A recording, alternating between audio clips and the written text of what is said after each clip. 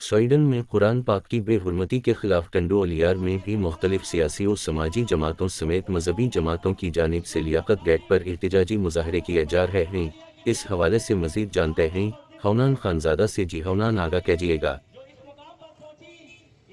ٹنڈولیار میں بھی جو ہے سویڈن حکومت کی جانب سے قرآن پاک کی بے حرمتی کے خلاف احتجاجی مظاہرے کیے جا رہے ہیں۔ اس وقت ہم لیاقت گیٹ پر موجود ہیں، جہاں پہ السید فلاحی تنظیم، پاکستان رائے پارٹی اور دیگر جماعتوں کی جانب سے جو ہے وہ قرآن پاک کی بے حرمتی کے خلاف احتجاجی مظاہرے کیے جا رہے ہیں۔ ہمارے ساتھ اس وقت ایک شہری موجود ہے، مزید ہم ان سے جانتے ہیں کہ ان کا کیا کہنا ہے۔ جی ونصلی علی رسول الکریم۔ قرآن کی اس بے حرمتی کے اوپر جو سویڈن کے اندر ہوئی ہے، ہم لوگ شدید غم و غصے کے اندر ہیں اور ہم اپنا احتجاج اس کے اوپر ریکارڈ کرواتے ہیں السید فلاحی تنظیم کہ قرآن کی جو بے حرمتی ہوئی ہے، ہماری مقدسات کی جو بے حرمتی ہوئی ہے، ہم اس کو برداشت نہیں کریں گے۔ ہم حکومت پاکستان سے مطالبہ کرتے ہیں کہ سویڈن کے سفیر کو ملک بدر کیا جائے، سویڈن سے تمام سفارتی تعلقات ختم کیے جائیں۔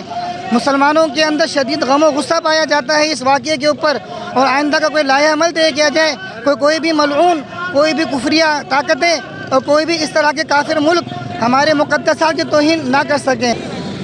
جی بالکل، آپ نے یہاں کے شہریوں کی بات سنی، ان کا یہی کہنا تھا کہ جس طرح سویڈن حکومت نے قرآن پاک کی بے حرمتی کی ہے، اس سے ہماری مسلمانوں کی، تمام مسلمانوں کی دیر آزاری ہوئی ہے۔ ہم چاہتے ہیں کہ پاکستان سویڈن کے سفیر کو یہاں سے ملک بدر کرے اور جو ہے سویڈن کے تمام اشیاءوں کا بائیکاٹ کرے۔ اگر یہ چیز اس پر عمل نہ کیا گیا تو یہ احتجاجی ظاہرہ وسیع کیا جائے گا۔ جی